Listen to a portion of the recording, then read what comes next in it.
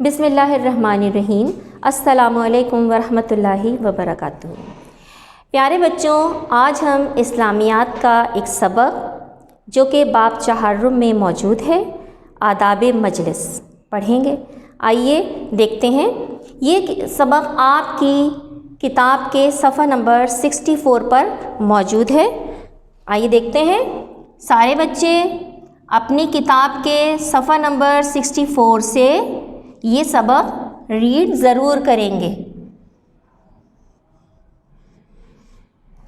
آداب مجلس۔ سب سے پہلے ہم یہ جاننے کی کوشش کریں گے کہ ہم مجلس کہتے کسے ہیں۔ مجلس کے معنی اور مفہوم، مجلس کے معنی اور مفہوم کیا ہیں؟ پیارے بچوں، مجلس کا مطلب ہے چند لوگوں کا اکٹھے ہو کر بیٹھنا۔ ہم میں سے کوئی بھی ایسا نہیں ہوگا جسے تنہا رہنا پسند ہو۔ ہمارے رشتہ دار جمع ہوں، ہمارے کزنز جمع ہوں تو ہمیں بہت اچھا لگتا ہے۔ اسی طرح ہم جب ان کے ساتھ مل کر بیٹھتے ہیں، بات چیت کرتے ہیں تو ہم اپنی معلومات میں کچھ نہ کچھ اضافہ کر رہے ہوتے ہیں۔ تو سوال یہ پیدا ہوتا ہے کہ آخر ہم یہ گیدرنگ، یہ مجلس کرتے کیوں ہیں؟ اس کے بہت سارے پیارے بچوں مقاصد ہوتے ہیں۔ اگر ہم ترقی کی راہ میں آگے بڑھنا چاہتے ہیں تو یہی مجالس ہمارے لیے فائدہ مند ثابت ہوتی ہیں۔ مثال کے طور پر سب سے اہم مجلس کا میں ذکر کرنا چاہوں گی کہ جشن عید میلاد النبی صلی اللہ علیہ وآلہ وسلم کے موقع پر ہم ایک تقریب منعقد کرتے ہیں۔ بہت سارے لوگ اکٹھا ہوتے ہیں اور اسوہ حسنہ صلی اللہ علیہ وآلہ وسلم اور سیرت نبوی صلی اللہ علیہ وآلہ وسلم کو بیان کرتے ہیں۔ تو بچوں کیا ہوتا ہے؟ ہمارے علم میں اضافہ ہوتا ہے اور ہم یہ جان پاتے ہیں کہ ہمارے پیارے نبی صلی اللہ علیہ وآلہ وسلم اپنی زندگی کس طرح گزارا کرتے تھے اور وہ کیا چاہتے تھے کہ ان کی قوم کے لوگ، ان کی امت کے لوگ کس طرح سے اپنی زندگی گزاریں۔ تو یہ ہمارے علم میں اضافے کا سبب بنتی ہے یہی محفل اور یہ مجلس۔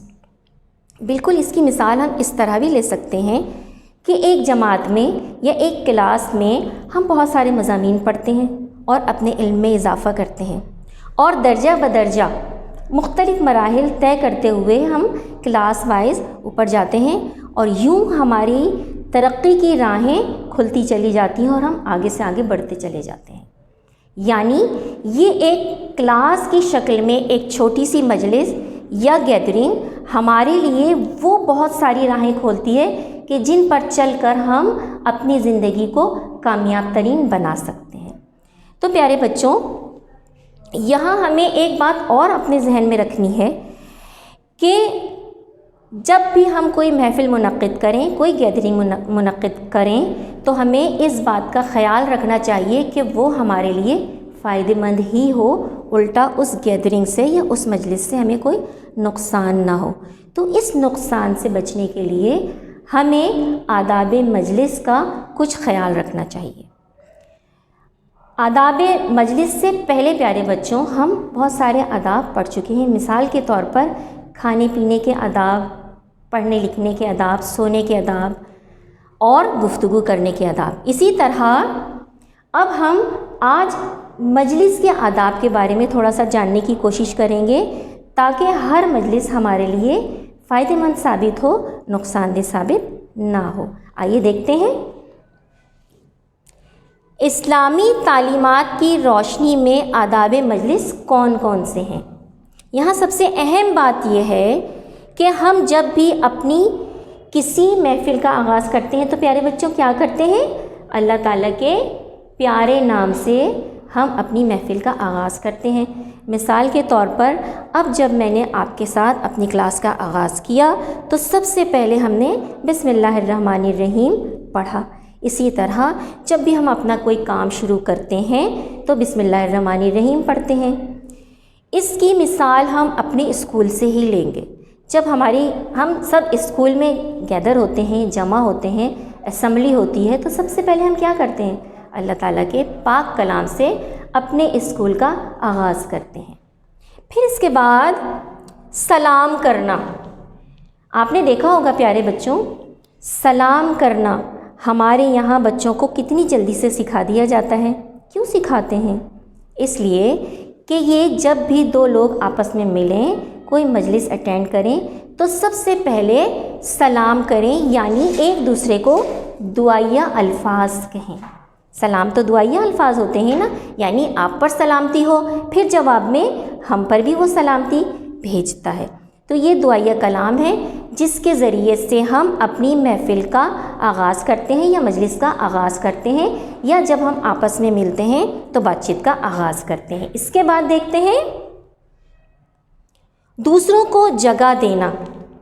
بہت دفعہ پیارے بچوں ایسا ہوتا ہے کہ ہم کسی محفل میں شریک ہوتے ہیں اور اپنی ایک خاص جگہ بیٹھ جاتے ہیں، پھر کوئی چاہے بڑا آ رہا ہو یا چھوٹا آ رہا ہو، ہم اپنی جگہ سے ہل کر اسے جگہ دینا مناسب ہی نہیں سمجھتے، ہم اپنی جگہ سے ہلنا ہی نہیں چاہتے۔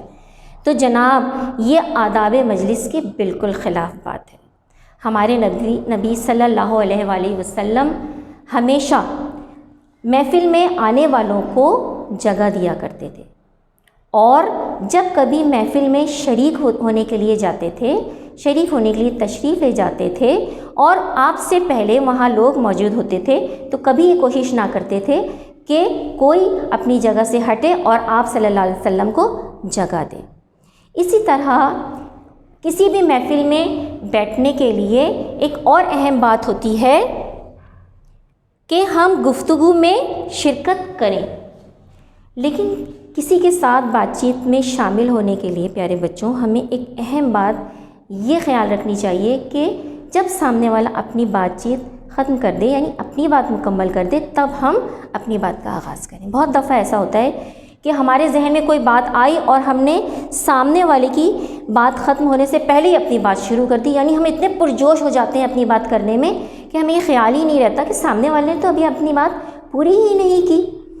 تو ہمیں اس بات کا بطور خیال رکھنا چاہیے کہ جب سامنے والا اپنی بات پوری کر لے تب ہم اپنی بات شروع کریں۔ اس کے بعد کھانے پینے سے گریز کریں۔ جناب کسی محفل کے تقدس کو پامال کرنے کے لیے ہم اپنا منہ چلاتے رہیں اور ریپر میں سے کوئی چیز نکال کر کھاتے رہیں تو آپ سوچیں کہ اس محفل کا تقدس کتنا پامال ہو جائے گا، اور وہاں کی محفل جو ہے وہ ہم ڈسٹرب کر رہے ہوں گے اپنے اس عمل سے۔ جب چار لوگوں کے درمیان بیٹھتے ہیں، کچھ لوگوں کے درمیان بیٹھتے ہیں، تو ہم منہ چلا کے یہ ایک بد اخلاقی کا مظاہرہ کر رہے ہوتے ہیں۔ ہم نے بہت سارے بچوں کو ایسے دیکھا ہے کہ جماعت میں بیٹھ کر بھی یہ کام کر رہے ہوتے ہیں، بہت سارے بچے اسمبلی میں کھڑے ہو کر بھی یہ بات کر رہے ہوتے ہیں، یہ حرکت کر رہے ہوتے ہیں۔ تو اگر آداب محفل کے حساب سے یا آداب مجلس کے حساب سے یہ بات دیکھی جائے تو یہ بات سخت غیر اخلاقی بات ہے۔ جو آئیے ہم چھوٹا سا اعادہ کر لیتے ہیں کہ جو سبق ہم نے آج پڑھا ہے اس سے ہم نے کون کون سی چھوٹی سی باتیں سیکھی ہیں۔ آداب مجلس میں کے معنی ہم نے سیکھے، اس کے بعد ہم نے سیکھا کہ ترقی کی راہ میں یہ آداب ہمارے بہت کام آتے ہیں۔ اس کے بعد جب ہم آگے چلتے ہیں تو اسلامی تعلیمات کی روشنی میں ہم آداب محفل کو جاننے کی کوشش کرتے ہیں۔ تو پیارے بچوں آداب محفل کو جاننے کے لیے سب سے اہم نمونہ ہمارے پیارے نبی حضرت محمد مصطفیٰ صلی اللہ علیہ وسلم کی ذات ہے۔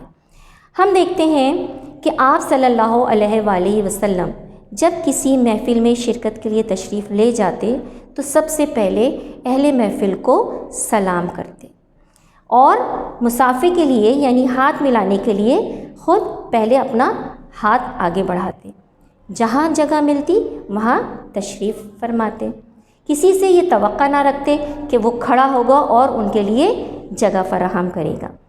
جب کسی محفل میں شرکت کرتے تو کبھی بھی پاؤں پھیلا کر نہ بیٹھتے اور اپنی گفتگو اس انداز میں کرتے کہ سامنے والا اسے اچھی طرح سمجھے، اور اگر کوئی اپنی بات کر رہا ہوتا تو کبھی بھی اپنی بات کا آغاز اس کی بات ختم ہونے سے پہلے ہرگز نہ کیا کرتے۔ پیارے بچوں ہم جانتے ہیں کہ اسوہ حسنہ اور سیرت نبوی صلی اللہ علیہ وآلہ وسلم پر عمل کر کے ہی ہم اپنی زندگی کو کامیاب بنا سکتے ہیں اور اپنی آخرت کو بھی کامیاب بنا سکتے ہیں۔ لہٰذا آداب مجلس کا جب بھی ہم ذکر کریں تو ہمیں اپنے پیارے نبی حضرت محمد صلی اللہ علیہ وسلم کی سیرت طیبہ پر بہت اچھے طریقے سے غور و فکر کرنا چاہیے۔ پیارے بچوں، مجھے امید ہے کہ اس سبق کو آپ اپنی کتاب میں سے ضرور پڑھیں گے اور اپنی جو PDF آپ کو بھیجا جائے گا اس تمام کام وقت پر آپ اپنی کاپی میں کر لیں گے۔ اللہ حافظ۔